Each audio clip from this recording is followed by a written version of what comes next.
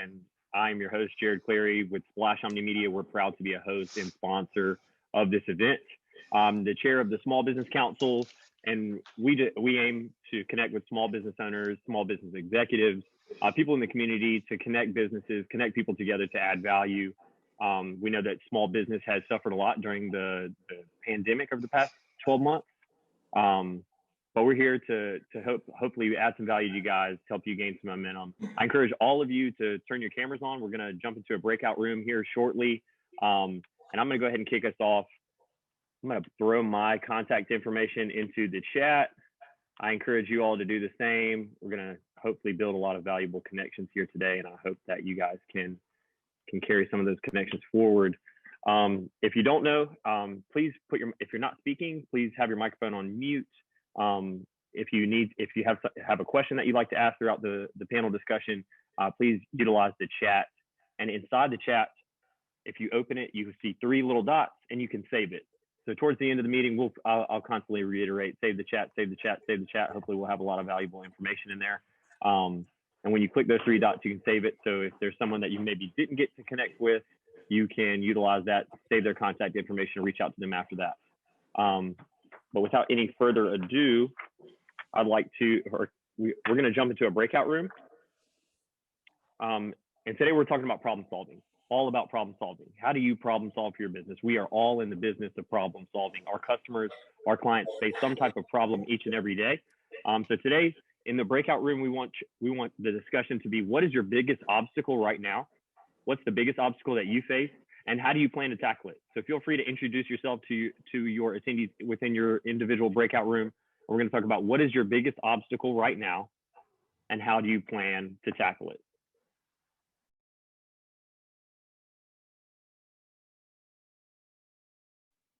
Welcome back, welcome back. If you joined us while we were in the breakout room, I'm going to go ahead and reiterate, please utilize the chat, drop your contact information. You never know who you might be able to connect with during a Zoom meeting. So please utilize the chat. You can also save the chat. So as we get closer to the end of the meeting, make sure to save that chat so you can save everybody's contact information. Before we get into the thick of things, our breakout room, I had Susan and Henry from the Chamber. I want to kick it to Susan because we were talking about a lot of good Chamber stuff that's coming up, especially Columbia Impact Awards. So I want to go ahead and kick it to you, Susan, so you can let everybody know what we have going on. You're on mute, sorry. I'm so sorry. I'm the worst about that. But anyway, good morning. Thank you all for being here today and for participating and for supporting the Chamber. We hope you'll enjoy this session and be able to take advantage of some of the other great programs we have. This Thursday, we have the CIA Awards coming up, and we're going to be recognizing a lot of our local partners for great things that they are doing in the community. We were just talking about that. Oliver Gospel Mission is one of them for what they've done with the roastery. We have Market on Main. We also have Halls. So great people. If you haven't bought a ticket, it's very inexpensive for the excitement you're going to receive in the middle of the day. So that'll be on Thursday, and you'll get a sneak peek at the Chamber's new offices. And then coming up next week, we will also have our, on Tuesday, we have our military outreach group meeting. And that's where we bring in all of our base commanders via Zoom, and they give us an update on what's going on in the military. And you've probably seen a lot lately about Fort Jackson and also South Carolina National Guard. Both of them are doing amazing work out in the community, and the Guard's been helping in Washington and throughout the state administering COVID. So hopefully you'll come join us for that. Then we also have our issues group will be coming up in March. I'm sorry, I forgot we're changing months so soon. So issues is in March, and that's the second Tuesday. So with everything going on in local government downtown, including the mask ordinance, the new mayor's not going to run. We're going to have a new mayor. We've got new city council members coming on. So a lot of good things coming on in town that we want to tell you about so that you can understand and know what's going on and be a part of it. Thank you. Thanks, Susan. A lot of stuff going on, a lot of ways to get involved, a lot of places to plug in at the Chamber. I encourage you all to reach out to one of the Chamber staff members, reach out to me. I would love to guide you through your Chamber process and help you figure out how you can plug in, how to get the maximum value out of your Chamber partnership. If you're not a partner with the Chamber, I highly encourage you to do so. So I want to talk about our question was, what is the biggest obstacle you face right now? How do you plan to tackle it? I'll kick us off. One of the big issues I feel like a lot of people are facing is relationship building. We don't have as much face-to-face time. So how do I tackle that is I send things like Zoom meetings and try to connect with everyone I possibly can, whether it's during this meeting in a breakout room like we did or after. One of the things that I do, and you can steal my trick. I don't know if it's necessarily a trick anymore. But what I like to do is I screenshot the meeting and then I'll tag all of you in LinkedIn. So hopefully we can connect after the fact. So if you get tagged in my post, feel free to connect with each other. But I'm telling you that so I don't catch you like mid-smile, or so you can kind of prepare yourself, right? But I'm going to go ahead and take that screenshot if you guys want to get ready. 1, 2, 3. Appreciate it. So I look forward to tagging you all and connecting with you offline. But I'm going to kick it to, let's see, David, let me know something that you guys were talking about in your breakout room. What's a problem maybe that someone in your breakout room faced, and how did they plan to tackle it? So we had Susan, she talked about with party, and I think it was hosting parties. Correct me if I'm wrong, Susan, but what happened last year with the pandemic kind of went in a trickle down effect, where they wasn't able to, I guess, maybe produce how they wanted to. And so the way she's doing that now, and do forgive me, I didn't write it all down. Susan, if you would jump in there and finish it in for me. We're a mobile shaved ice company, and the majority of our business is fundraising at schools, youth sports, serving corporate clients. So with the pandemic, we lost about 80% of our business last year. So we had to pivot. We did a lot of neighborhoods. I think I'm very familiar with most of the neighborhoods and trailer parks in Northeast Columbia now. We set up at Sam's Club and did fundraisers for the Children's Miracle Network. And we're now investing in some fundraising software that is totally touchless, so that we can continue to serve and keep our relationships with our schools mainly. Awesome. Thanks, Susan. And Susan is with, is it Kona Shaved Ice? Kona Ice, yes. Kona Ice. So hey, I saw some 60 degrees in the temperatures. I know it's going to be warming up. Y'all know how hot it gets in the summer. So save Susan's information. Y'all might need some shaved ice over the summer. I want to ask Miss Maria with Richland County School District 2, what are some issues that obviously you guys have faced a whole ton of craziness during this time? What's something that you're facing right now and how you're trying to tackle it? Oh, goodness. Yes, there's quite a bit going on for sure. Obviously, trying to make sure people stay healthy, trying to find ways to really engage students, continue engaging them virtually. Our biggest challenge, I was telling my small group, is obviously teacher vaccinations. Hopeful that those will happen sooner rather than later. And we've had a little bit of a difficulty finding a partner, a medical field partner, to work with us on that because we have so many employees to vaccinate. But yesterday we were successful in connecting with Providence, and they have agreed and are coming through in a big way. So we're really grateful for that. So hopefully we can start getting people vaccinated and help our teachers. You know, it's a psychological impact for the teachers and the students, just wondering if they're healthy or if they're not. So hopefully we can get some of those vaccinations going and move forward and be able to get kids back in school sooner rather than later. We appreciate everything that you guys are doing. Definitely a crazy time, obviously. I want to open it up to, did anybody else have anything to add to that you guys maybe touched on in your breakout room that you want to share with the group? Sure, Jared. This is Lasenta, Lewis-Ellis. Good morning, everyone. Morning. We had a group of me, Kim, Courtney, Lottie, and Angela, and Becky, and we talked mostly about how COVID has impacted staffing. Making sure, you know, if a staff member goes out sick, you know, how do we continue to move forward in business? Does it cause a shutdown? I want to share a little bit about what Courtney mentioned, working at Blue Cross Blue Shield.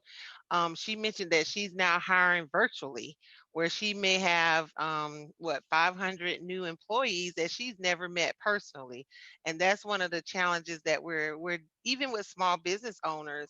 If we have and I'm in construction, say we have someone to go out because they have COVID, at some point it shuts us down or it slows down progress because it's hard to find a replacement, say for an electrician or, someone in the trades field. So we talked a little bit about how COVID has impacted staffing and keeping our business moving forward, with staff and dealing with like allergies. We had a couple of funnies in the group where we talked about when you sneeze, people think, oh my God, please go get tested for COVID. And it could be just everyday allergies that we're dealing with. So we had a good discussion on that. Oh yeah, the cough, the guilt, the public shaming that you get for just coughing, that's probably doing more damage to your health, like trying to hold in a cough or something in public than anything else. Because I know if I'm out at the grocery store, I'm like, look, Jared, you can't do that right now, right? Everybody else is gonna kick you out of here if you start coughing. But yeah, crazy times that we're living in. We got a couple more minutes. Time for one more. I want to kick it to Mr. Ron Harvey. Ron, what's something productive that you guys had in your breakout room? I think being able to have the conversation about what people are struggling with, because oftentimes, with COVID and you're not face to face, those conversations you used to have at the water cooler or around the table or just standing in line somewhere, being able to get a 5-minute mentoring moment just from meeting people in public. I mean, I think that's one of the challenges is, we're lost opportunity to grow in 5 minutes, standing in a Panera line, or just being at the chamber or being at any event. I think that's a huge loss for a lot of us, getting those things, especially in the work that we do, where when you went into the office, you get to learn from people just by a fireside chat at their desk. Those things have kind of disappeared. Or if you're having a bad day, you get to get cheered up at that desk. Rose mentioned, something David said on our call. She said, man, right on time. I needed to hear that this morning. You never know where you're going to just get your inspiration from. So those things of getting inspiration as well as getting professional development in 2 or 3 minutes have kind of fell off the wagon for us. And so we got to figure out a way how to build those back in, because we now know how valuable those were. And I think that's important for us to figure out how do we build it back into this thing that's going to be around for a while in virtual, to inspire or to share about the baby being born, or to share about, hey, I lost my loved one and I just need someone to talk to. I just need to vent. What do you want to talk about? I don't know, just something. All those things that we used to do when we're face to face have kind of been sucked out of our relationships. You're completely right. I didn't even think about that. Just the little conversations, the little tidbits that you get here and there just from casual conversation, or how that can spark an idea or something like that. That's unmeasurable. Thank you for that, Ron. That's what we do. We drop really good nuggets. Jared, yeah, that was me. I've had just the opposite with my company, because more of the employees that we interact with are in North Carolina and we don't get to see them very often. But as a result of COVID, we have now a coffee break every Tuesday morning. We have a lunch break every Wednesday, and we have a happy hour every Friday afternoon. And we've actually gotten to know each other much better and had an opportunity to talk about some of those things, on a less business-like platform. I like that. I think that's the first time. So you have like a virtual coffee hour and obviously virtual happy hour. That's pretty creative. I like that. I like that a lot. Might have to steal that. I'll give you credit though. So we are talking about problem solving today. I've seen a couple of people jump in, I guess, since we've started. We're talking all problem solving, and we're going to introduce our panelists. We got 3 great women here with us today. First person, I will go in alphabetical order. Caroline Crowder with the USC Technology Incubator. Yeah, hey everybody, I'm the program director for the USC Columbia Technology Incubator. Happy to be with you all bright and early on this Tuesday morning. My core job is to oversee the growth and development of about 45 technology startups in the Midlands region and connect them to resources and capital to grow them and make them be successful. We are a part of a larger office at the University of South Carolina, which is the Office of Innovation, Partnerships, and Economic Engagement. We recently went through a name change under President Caslin because he did not believe that our original name of the Office of Economic Engagement was long enough. So now I've got 2 really, really long organization names to pitch every single time I do this, but happy to be here with you all this morning. We appreciate you, Caroline. Lasenta.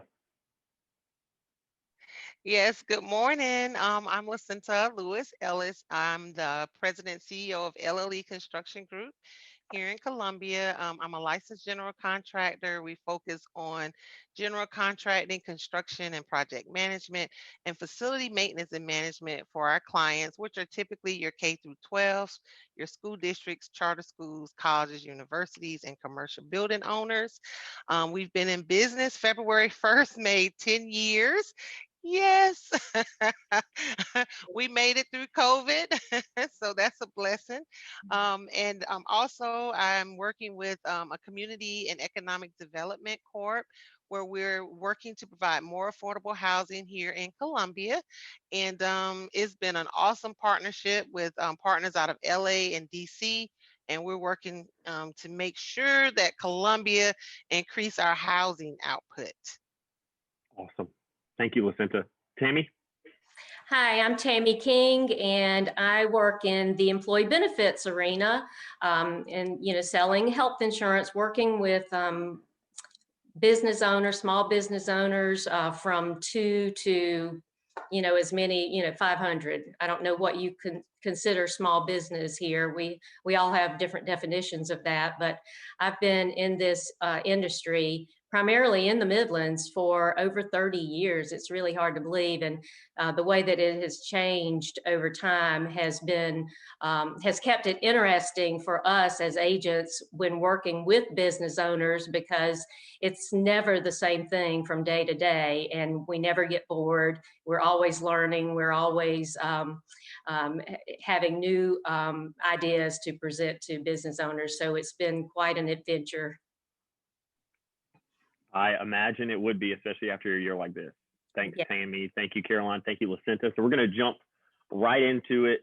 Lasenta, I understand that you work in construction. You also work as a consultant. So what's the most common problem that you see your customers face? And then what's the most difficult thing you think it is for them to overcome? So what is the most common problem they're running into? What do you see the most? And then what do you think is the hardest thing for someone to overcome? Well, again, our client base is mostly your school districts, and I think Maria with Richland 2 is online. I think in the beginning, the biggest problem that we faced was what is this COVID, and how do we deal with it in the school environment? How do we make sure when we do open the schools back up that the cleanliness is there, that we make sure we have the PPEs in place for whether it's the staff or the students.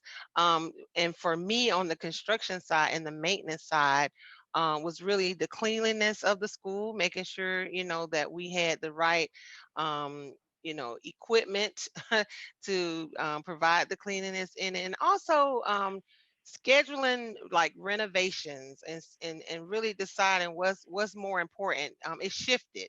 Before we were working on capital improvement projects, renovations, painting, and it shifted to, okay, what can we do to make sure the environment, the HVAC units are producing properly, there's proper ventilation in the schools. So helping the clients kind of navigate through what projects were considered more of a priority now that we've in a COVID environment. Also, when I work with small business owners on the other side of it, the challenge was how do I keep my business moving forward? What pivots can we do? What changes can we make in the services that we provide in order to stay sustainable? And that was one of the things with me in construction. During COVID, I started LLE Consulting, which is a division of LLE Construction, where I started coaching small business owners who are now faced with, okay, my clients have shut their doors. I don't know where we're going to get our next, revenue stream from. So what else can we offer that complements the services that we currently provide? That was a true problem for a lot of small business owners. And as you know, a lot of small business owners did shut their doors because, especially think about our restaurants. They had to pivot and think about, how can we continue to serve clients from a mobile standpoint, as opposed to them coming into the restaurant. So really working through those issues with small business owners. it was fun and exciting, but yet scary because at the same time, if we didn't make the right pivots, it could lead to a shut door for a business owner. So that was some of the challenges we had, like what do we do next? And how do we make sure we continue to build a sustainable business? I think something you touched on was making sure that everything's running properly. I think efficiency, it has been something that's been extremely important, especially I would imagine in construction. How can you do things as efficiently and as quickly as possible? Thank you for sharing that with us. I'm going to go Tammie next. Tammie, I would imagine most business owners see benefits as a problem or an issue because of its complexity. You know, I feel like not unless you're in health insurance, not everyone actually understands health insurance. So how do you help business owners with their benefits problem during a time like this where you can't necessarily sit down with them face to face or discuss some of those very important things? Well, I'll tell you that you know, over the past year, it has been a challenge, but the insurance companies have been really good working with us and not making a lot of changes so that there's one less thing that a business owner has to worry about maybe when they would have gotten a huge rate increase on something. Maybe the insurance carriers, and I'm not talking about health insurance because they can't necessarily do that, but some of the other products, you know, they're holding rates and things of that nature. But I would say that cost is probably the biggest problem. But I will also say that over the years, as we have seen costs rise, we also have seen ideas for how to control those costs rise. And so if you're working with somebody who is staying educated on what all is out there, there are so many ways that we can help companies now save money, you know, on their insurance offering. And one of the problems is, you know, you want to give your employees a raise every year, but if you have to also give them greater costs in their insurance, you're just negating that raise. Yeah. And so, you know, our challenge is to bring things together for them and give you as business owners ideas on how to arrange benefits and problem solve. That's what I've always considered myself, as a problem solver, but there's no such thing as one size fits all.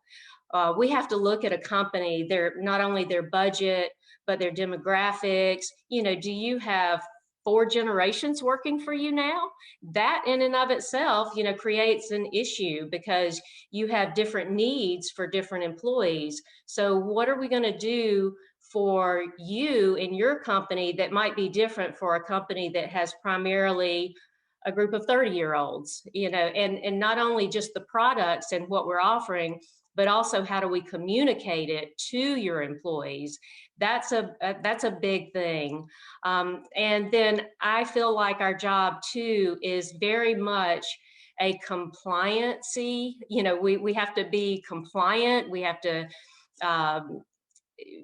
help you be compliant with your business. That probably takes up, well, I know several years ago when the ACA passed, you know, we spent probably 60% of our time working on compliance and not benefits.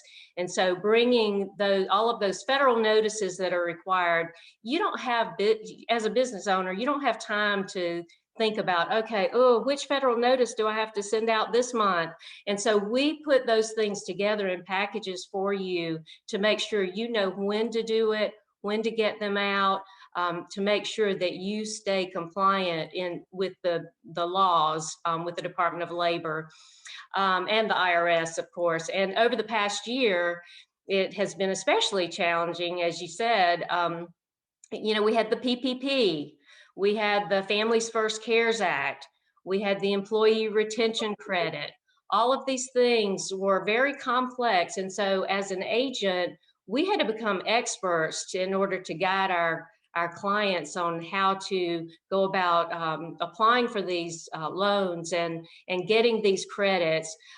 You know, as an agency, I know just in the Southeast area, over the month of January, we were able to help our clients get over $30 million in ERC, the employee tax credits, where they weren't even aware that that was something that had been extended. So it's our job to keep you in the know and just to know, what types of products are coming out. Another situation, and I'll try not to take up too much more time here, but another situation was where the law changed on how individual products and Medicare products for your employees who are 65 and older, how do those get funded now? As an employer, you used to not be able to fund those. Now there is a new law, the individual coverage HRA, health reimbursement arrangement, where we can now take a group and put them into an individual market for health insurance. Did this with one group in the Columbia area, 100 employees, and you can't even imagine going to a group of 100 employees and say, look, we're going to switch from your group plan and we're going to put everybody on a different individual policy. Well, how do you do that and make it easy for the employees and easy for the company? So we wrap it up in a clean product. And this particular company, we were able to get them from a 50% rate increase down to about 20%. So it was something, when you're talking about a group of 100 employees and you're facing a 50% rate increase in health insurance, and you don't know that this product exists, you're looking at potentially not offering benefits because you're talking about hundreds of thousands of dollars. But we are always looking for solutions and doing the research on your behalf so that you don't have to. That's awesome. Yeah, it's important to have relationships with people who understand those products and those compliance laws. Mm-hmm. We appreciate Blue Cross Blue Shield for partnering with us, and we appreciate you being here today, Tammie. So next question, Caroline Crowder with the USC Technology Incubator, a lot of different businesses, a lot of different issues. So Caroline, what's the most important thing that business owners need to be mindful of when they come in encounter with a problem or they come across an obstacle? Yes, I mean, the first thing to me with problem solving is deciding how and the method you're going to use to approach the problem, and how most, I would say, like decision-making models have you going through like this 10-step process where you have to like make pro-con charts, decide, what the implications of everything are going to be. There's a much simpler way to do it. And I'm going to have a shameless plug here because I just wrote an article on this for the F-Suite, which is Anna Edmonds on this call. So if anyone wants to become a published writer and have Anna as a free writing coach for you, please do connect with her. She's wonderful. So it goes back to how you approach these problems though, right? So in this recent article that I wrote, I'm not going to give you all the information out of it because I want you to go pick up a copy of the F-Suite and go read it yourselves and support Anna and her company. But it goes back to how you're going to view it, right? So when you are faced with a problem, do you automatically think, okay, game over, I've already lost the game. There's no way for me to get over this wall, right? It doesn't matter what the problem is. I'm just going to refer to it as a wall. Can you get through the wall? If you've already mentally given up and told yourself that you can't get over the wall, then you're done, right? You already failed. You're never going to solve the problem. But if you can cultivate this mindset shift and then view the problem or view the wall as an opportunity, right? View it as a challenge. If you have a competitive mindset, view it as a challenge. Look at it and say, okay, either we're going over it, we're going under it, or we're going through it, or I'm going to blow it up with a bomb. There's a million ways that you can get through a wall, but you've got to look at the first step though. You've got to view it as an opportunity to make yourself better or to make your company grow and be better. Okay. The second element of it is owning that ownership of it, right? So when you decide and firmly commit to getting through the wall, you also intrinsically, you are psychologically accepting ownership of the outcome, right? So if you fail, it's on you. If you succeed, it's on you. But when we fail, that really doesn't feel really good, right? But when we succeed and when we push through something that we didn't think that we could get through, I mean, think about how many companies were not able to get through COVID. if you are on this call right now and your company is still standing, that's something to be proud of. And you need to pat yourself on the back right now because you made the necessary adjustments to get through and break through those walls for 2020. But the fight's still not over, right? You've got to keep pushing through. So I would say, you know, overall with the incubator, there's a lot of different companies there, but universally, they can all use the same method to approach their decisions and to solve their problems. It's always that two-step process that I just outlined for them. I like it. I like it. And sometimes you get over the wall and you realize, oh man, I shouldn't have gone over this wall. Like this was but I think the point behind what you're making is the effort. You know, you have to try. You can't face the issue and say, oh, poor pitiful me. You got to figure out a way to overcome those obstacles, to get through the wall, to get over the wall, to get under the wall. Whatever you got to do, keep going. So some of you might have made a pivot. So maybe your business during COVID wasn't going the way that you wanted to. So maybe you made a change and you're doing something completely different.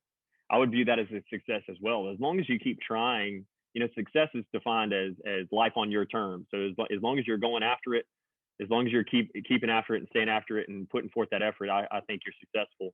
We're gonna jump right back to Tammie.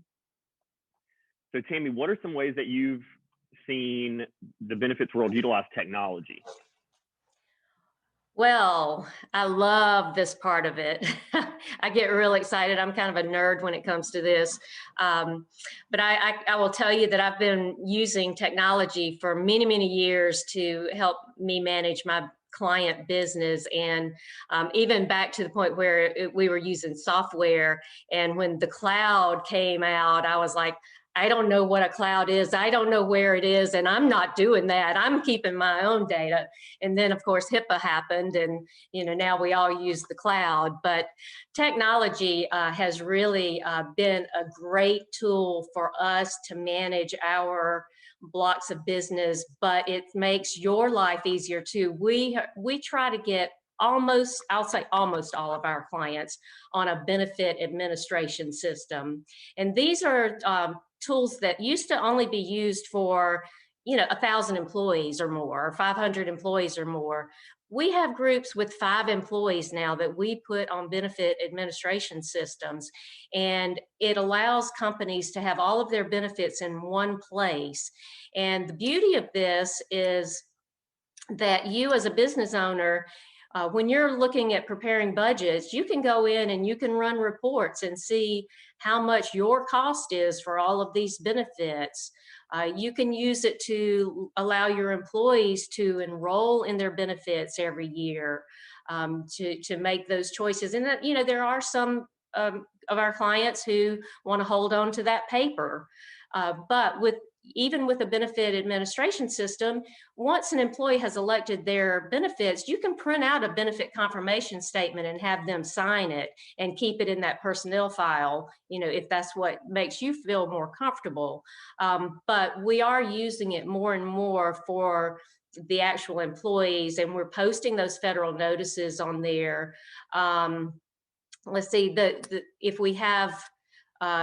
if you have 50 or more FTEs, full-time equivalent employees, it's a way for you and us to track your employees and what's going on, so that at the end of the year, you know, you're required with the employer mandate to produce the ACA reporting, those 1095 forms for your employees that have to be mailed out.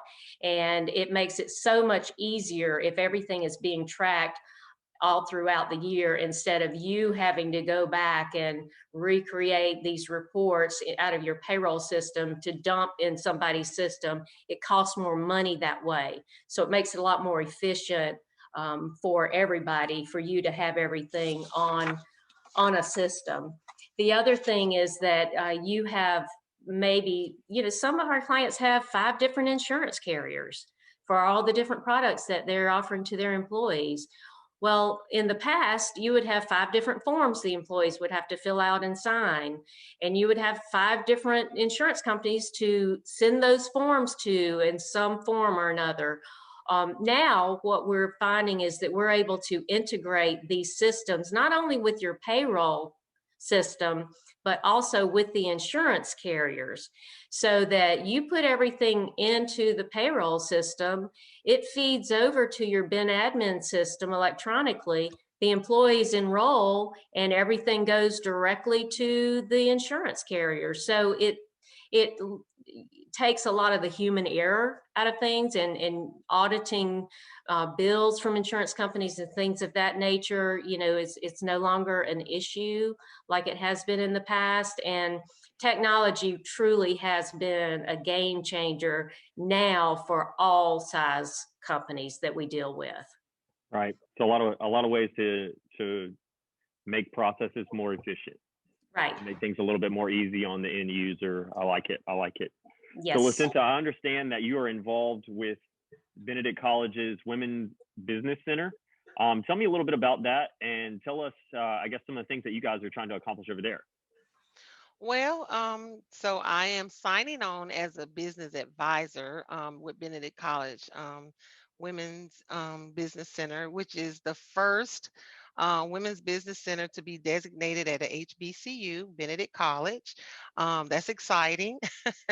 And it's one of the only, two, I guess, funded women's business center in the state. So that's too is exciting. I want to share a little bit before I get into that about the Richland Library Entrepreneur in Residence program, which kind of led me into the role of working with the Women's Business Center. Richland Library has an Entrepreneur in Residence program where we would meet with small business owners prior to COVID. This was right before COVID happened, and talk to business owners about their business, what's their pain, what problems they're having, how do we help them, get over the hump and resolve them. And because of that experience with Richland Library, Kevin Williams is now the new entrepreneur in residence. We had Bain, Karen, and Kimiko. But our role is to help small businesses sit and talk about what issues they have, and also align them with resources that's available in the community that maybe they didn't even know about. And with the Benedict College Women's Business Center, the goal and the role is still the same, to be a resource to small business owners. A lot of times when you're in business, you feel kind of alone because you don't think people in your environment understand what you're going through. If you have friends who work and they get a paycheck every week, every 2 weeks, it's hard to explain some of the caveats that we deal with in business. So being able to go and sit and talk with a business advisor or a business consultant about your business, come up with a strategic plan. It could be writing your business plan. It could be coming up with a resilience plan, like, okay, now that we've dealt with COVID, what else can impact our business, and what steps and plans can we put in place so we'll know going forward how to deal with issues that can impact our business. And also, with the Women's Business Center, there's workshops on dealing with your financials. How do I better manage the money in my business? Do I need a CPA now? Do I need a bookkeeper? We sit with business owners, and we kind of give them advice. And it's based on years of experience. So a lot of our consultants, the consultants that work with the Business Center and also with the Entrepreneur in Residence, they've been in business for years, and they've even managed multi-million-dollar business organizations. So they're able to give that advice. And so for me, being able to help a business owner walk through their first of all, let's identify what's stopping you from growing. Let's identify what are some of the issues you're having. Okay, now let's put a plan in place to navigate out of that problem so that you can continue to build a sustainable business. I kind of feel like we're not therapists, but we really are counselors, because we're sharing our experiences, and we helping businesses to navigate to the next step. Also, I want to share with the Women's Business Center, the director is Cheryl Sally, and Cheryl has over 30 years of experience working with small business owners through the MBDA, with DISA, and also with the SBDC, which is Small Business Development Center. And under her leadership, because of her experience working with small business owners, she's seen over the years some of the recurring problems that we continue to see with access to capital, meaning being able to obtain the funding that we need in our business. And we noticed last year with COVID that a lot of small business owners really didn't have a banking relationship. So applying for the PPP was an issue, even though we're sharing the information and we're educating them on, okay, this is how you can get the PPE. Well, a lot of small businesses didn't have their financials in order, in a sense, where they can actually just easily apply for the funding. So we noticed that was one of the issues and things that we needed, a problem for small business owners. And how do we help them get over that? So a lot of small business owners now have those banking relationships. I can go on and on, Jared, but I'll stop there. But that's the purpose of the Women's Business Center, to be a resource in the community. And it's not just for women. Of course, the goal is to help educate and move women's businesses forward, but we also work with men entrepreneurs as well. Awesome. Thank you, Lasenta. You're welcome. Last question, Caroline. What's something that business owners can be mindful of moving forward as they're trying to accomplish their goals or break through that wall in 2021? Yeah, so I think Ron hit it. Ron started to talk about it earlier in the session, but it really is about leaning into your community. It's I had a discussion. We'll see you, Chris. Thanks for letting us know. I got into a conversation last night about how we feel about Jeff Bezos' salary, right? Because he was paid like some astronomical amount last year, like $278 billion or something, right? For his annual paycheck. And I thought, should that even be allowed? Right? When he's got like terrible working conditions, Amazon Web Services steals startups' ideas all the time, right? But anyway, I could go on a rant about that. But what you need to be mindful of, one, don't take a salary like that. That's not fair to your employees. Give back to the community and give back to nonprofits instead. But second, you need to be consciously always getting closer to your goals. And when you are viewing things as an opportunity, if you failed to view 2020 as an opportunity, then I think that you need to go ahead and push a little reset button on your forehead, or if it's on the back of your head, if you need to hit yourself, I don't know what you need to do to knock some sense into yourself, but you need to start viewing 2021 as an opportunity. Whether you have a vaccine yet or not, it does not matter. There's always an opportunity to cultivate some internal discipline inside of you to make you a better business owner. Right. And there's all sorts of things that you can do. You can pivot your business to be virtual. You can market in a different way. You can start to reach into a different customer segment. But as long as my biggest tip of advice when you're talking about problem solving, start small. But when you're making those decisions, make sure that you're starting small and building that intrinsic self-respect and self-belief inside of you that says, okay, I made a good decision today. I started to build a new marketing plan for a customer segment, right? You don't have to build the whole entire marketing plan in a day to feel good about yourself, but you do need to do a little bit of work, and you need to maybe you dedicate 30 minutes every single day when your brain is the freshest, maybe in the morning or maybe it's in the afternoon. But what are you doing on a daily basis to get you closer to an opportunity or to a goal that you have? That's it. Just get one step closer every single day, but just start small, build that internal self-belief inside of you, and believe in yourself that you can do it, because you can. You just need to go do it. Something we say around here a lot is, it's not what you do in a day, it's what you do daily. Yeah. It's not what you do in one day to try and accomplish a goal, because that's unrealistic. It's what you do every day to try and reach those goals. I appreciate you, Caroline, Lasenta, Tammie. Thank you guys so much. We want to open it up for questions. I also got something in the chat that Shivani Patel had made a great pivot with her practice. I was hoping that Shivani would be able that Dr. Patel would be able to share that with us if she's on.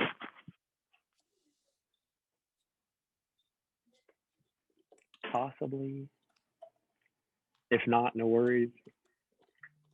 Do want to open it up for questions. So if you guys have any questions for our panelists, please feel free to utilize the chat or to unmute yourself, and or I see Dr. Patel. Dr. Patel, if you want to, if you can, I see you're, looks like you're about to get into something. So if you have a couple seconds.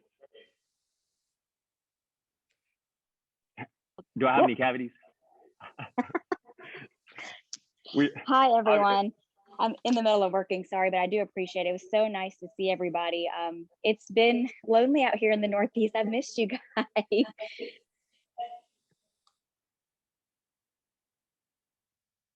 I'm not sure when I'm mute. You're on mute. Oh, are we there back? you go. Yep.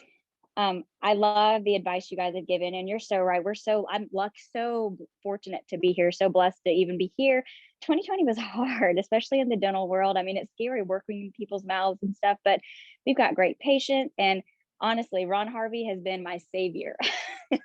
He checks in with me probably weekly and everything. And it's been good. And I really, like I said, I appreciate hearing everybody. And giving your advice and recommendations. And you guys are right, like with insurance changes and employee benefits and HR period, it's been a lot. I think we've all learned a lot about business aside from our actual skill set. So, but I really appreciate today, and thanks you guys for having this. Thank you, Dr. Patel. Thank you so much. I appreciate you jumping on and sharing that with us. So obviously it's all about relationships. You want someone that is dedicated enough to their craft and dedicated enough to a small business breakout that they're gonna be able to clean someone's teeth and talk about how they've changed their business. We really appreciate you, Dr. Patel. That was awesome. Want to open it up. If anybody has any questions, feel free to utilize the chat or unmute yourself. I heard Lasenta talk about some of the issues that people had faced back of house, making sure that you had things in order so you can gain access. So you can gain access to PPP. That's what we talked about last month. I see David Belton on here. So we try and have topics relevant to you and your business that can add value somehow, some way. Next month, I'm going to go ahead and give us a shameless plug for next month's breakout. March 16th, same time, same place at your computer, wherever you are. We're going to be talking about understanding your value and negotiating professionally. So we understand that a lot of people in negotiations and business, especially, don't necessarily go through that process or have any training or tips or advice. So that's what we aim to add to you for our breakout during March. So go ahead and add it to your calendar and bring somebody. Hopefully we added value to you somehow, some way today. Don't forget to save the chat. I know there's a lot of valuable information in there. Click those little 3 dots right there and it should say save chat, and you can have everybody's information. Hopefully you can connect. Be on the lookout for my connection on LinkedIn. I know we have Columbia Chamber Impact Awards coming up. Anything else? I want to kick it to Susan or Henry if we have any other chamber updates before we go.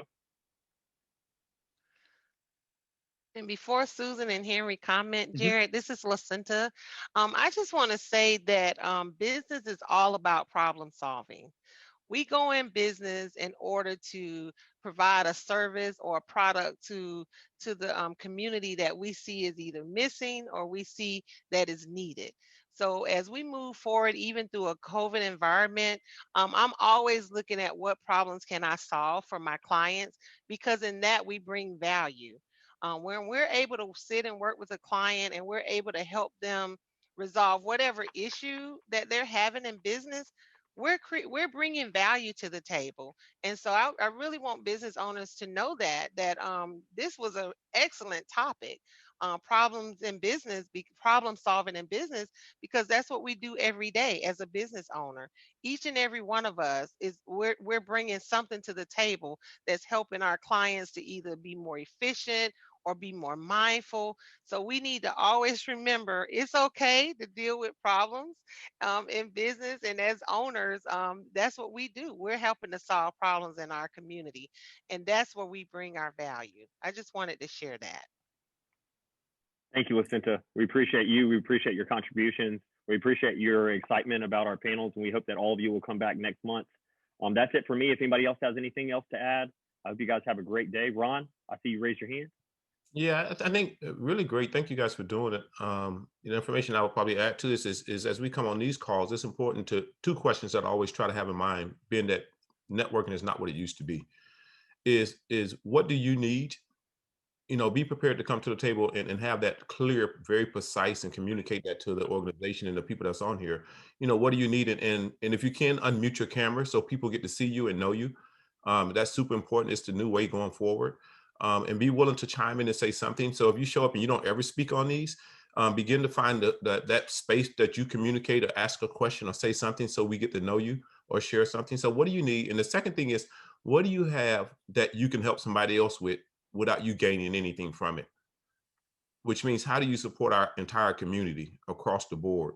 And so I think that's going to be super important. What do you need and what do you have that you can help my company or somebody else without saying, hey, I can sell you this and it'll help my business grow? How do you just offer something that's not about you? And that's going to be important because we need that really, really bad in our community right now. How do you help somebody else grow and somebody else will pay it off later for you? Very Thank good. you, Ron. Another Harveyism. I encourage you all to connect with Ron. Ron can definitely add value to you and your business for sure. Susan, do you have anything? I do, and I just want to thank you and Splash Omni Media and Blue Cross Blue Shield for sponsoring this series. I think it's extremely valuable.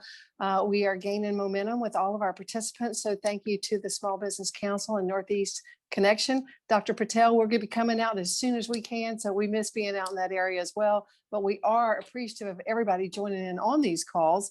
And just to show you, talking about doing good things in the community, not only with our small businesses, we do have City of Columbia City Council meeting is today at 1 o'clock. If you want another Zoom, you can take a look and see what's going on. They'll be discussing some things that will always impact what we're doing in the city.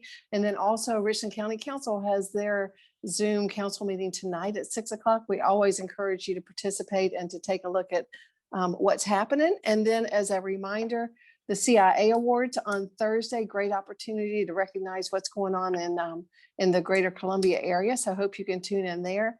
Leadership Columbia, we have a lot of awesome young leaders on this program today, and I encourage you to take a look at Leadership Columbia. There are scholarships available. Applications are being taken now for 2022. Hard to believe we're already saying that. So take a look at that. It's a great opportunity to get involved, to meet other business owners, business participants. And then the Military Outreach Group meeting again on Tuesday next week. Would love to have you join us for that. And then just we applaud each and every one of you for the great work you're doing. Everybody's pivoting. A lot of great advice today. I encourage you to take it to heart, see how it reflects and how it can impact you and what you're doing in your small business. And then as always, on behalf of Henry, Carl, myself, and all the chamber team, we are here to support you. We appreciate you. Your success is critical to our community. And we know that the backbone of American business is small business. So thank you. Have a great day. Enjoy the sunshine. It will be wonderful. Go outside. I see it now. Thank you, everyone. Thanks, everybody. Y'all have a great day. Take care. Thank you.